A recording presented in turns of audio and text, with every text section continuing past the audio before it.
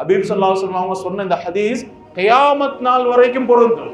சாதாரணமாக எடுத்துக்கொண்டா ஜும்மாவுடைய நாள் இல்லையா, குத்துபாக்கு நாங்க வாரோம், மாஷா அல்லாஹ்.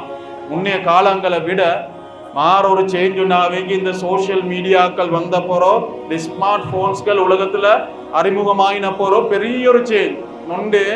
ஸ்மார்ட் போன்ஸ் வந்த போறோம், மாஷா அல்லாஹ். நிறைய டெவலப்மெண்ட் இருந்தாலும் முன்னேற்றங்கள் இருந்தாலும் ரெண்டு விஷயத்துல மனிதன் பாதிக்கப்படுறான். ஒன்று தனிமையில பாவம் செய்யறதுக்கு தூண்டுது, தனிமையில இல்லையா. அடுத்தது உள்ள பாவங்கள் எல்லாமே செகண்ட் கணக்குல. சாதாரணமா எடுத்துக்கொள்ள முன்னே காலங்கள்ல எல்லாரும் ஒன்று சேர்ந்தாதான் மற்றவங்களை பத்தி இறைச்சியை தின்றே, மற்றவங்களை கைபத்தை கதைக்கிறே. இன்றைக்கு அப்படியெல்லாம் சேரெல்லாம் தேவையில்ல. வாட்ஸ்அப்ல ஒரு மெசேஜை ஷேர் பண்ணா போதும், அண்ணன் நீங்க அடுத்தவருடைய இறைச்சி சாப்பிட்டாச்சு. பாவம் குயிக்க நடக்குது இன்னைக்கு.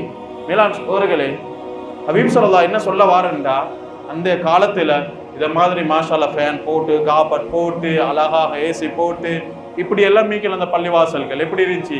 ஈச்ச ஓலையால செய்யப்பட்டது, ஈச்ச மரங்களால செய்யப்பட்டது. மழை பெய்ஞ்சா பிலால் ரலியல்லாஹு சொல்லுவாங்க, சல்லூ ஃபீ ரிஹாலிக்கும், வீட்டுல தொழுந்து கொள்ளுங்க, இங்க சேராக இருக்குது, இங்க வந்த உடுப்பெல்லாம் நாசமா பெய்திரும், அதனால வீட்டுல தொழுந்து கொள்ளுங்க. மேலாண் அந்த காலத்துல மணல் தானே, சஹாபாக்கள் அவங்களும் மனுஷன் தானே. கொத்துபா நடக்கக்கூடிய நேரத்துல இப்படி இந்த கல்லை கொஞ்சம் மங்களைகளை ஆக்குறத ஹபீப் ஸல்லல்லாஹு அலைஹி வஸல்லம் கண்டாங்க. உடனே சொன்னாங்க, மன் மஸ்ஸல் ஹஸா ஃபகத் லகா. என்ன, யாரு கல் அங்கலைங்களை பிடிச்சி அங்கலைங்களை ஆக்குறீங்களோ ஜும்மாட நன்மை இல்லாம பெய்திடும்.